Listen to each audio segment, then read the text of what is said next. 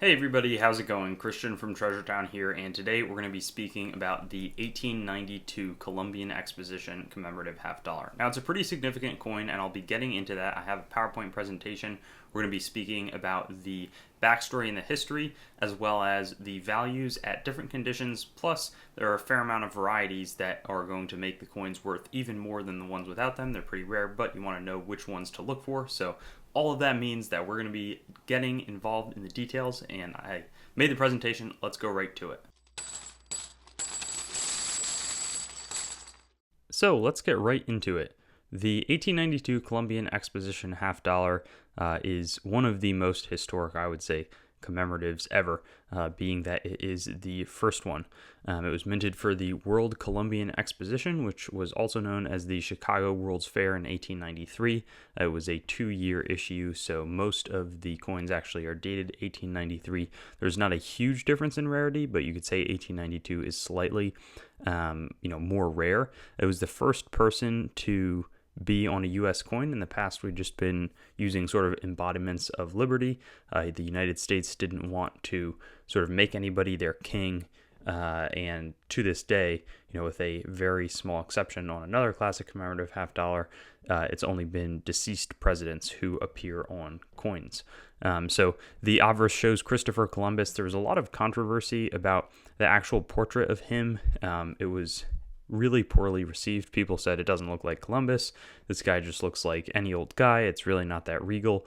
In fact, the first rendering was really, really poorly received.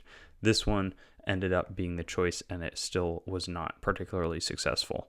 Now, on the back of the coin, we see the old and the new worlds, as well as a sailing ship that would have represented his voyage, as he was the first person from the sort of European old world, the main European powers, to go across and find the new world.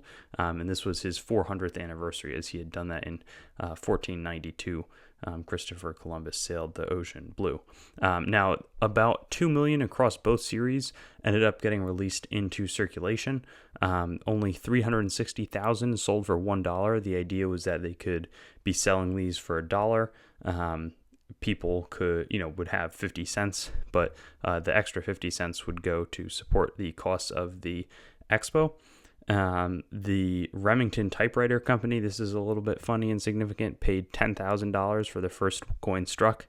And I think that they also saved the numbers 1, 400, 1492, and 1892. Though I'm not sure what happened to the the 400, 1492 and 1892 numbers. It's just sort of like a regular silver 90% half dollar. These were designed, and many of them did just get released into circulation and released at face value, as many of them were also melted down. But 3 Repunch Date varieties exist on this coin. Before we talk about those, the values, this is really attainable, so they're worth like $20. Unless you have a mint state coin, and you can still purchase like a mint state 64 is really quite affordable and can look pretty. The value starts compounding, especially in that 64 to 65. There's going to be a tripling in price, which gets bigger and bigger as you get to like 66, 66 plus 67, and then very, very limited 68. The Repunch Dates, so there's 3 of them that I'm going to go over, and as you can see, the values are just going to be more in each of the cases. Here, it's stronger spread in the 9 and the 2. You can see in the Northeast up top on the 9 as well as the 2. There's just some clear evidence of repunching. Some of these, this one, I could only find one auction result, and the photos are pretty challenging to find. They weren't on PCGS Coinfax, weren't really the 303. You'll see in a moment. But here it's just going to be a little bit to the northeast of the 2 is where you're going to see it. You can see it faintly here, but you just want to look closely. It'll look similar to this coin, though a little less pronounced. And then you have something similar going on in the 3rd Repunch Date, but this is not a Repunch Date in the photo.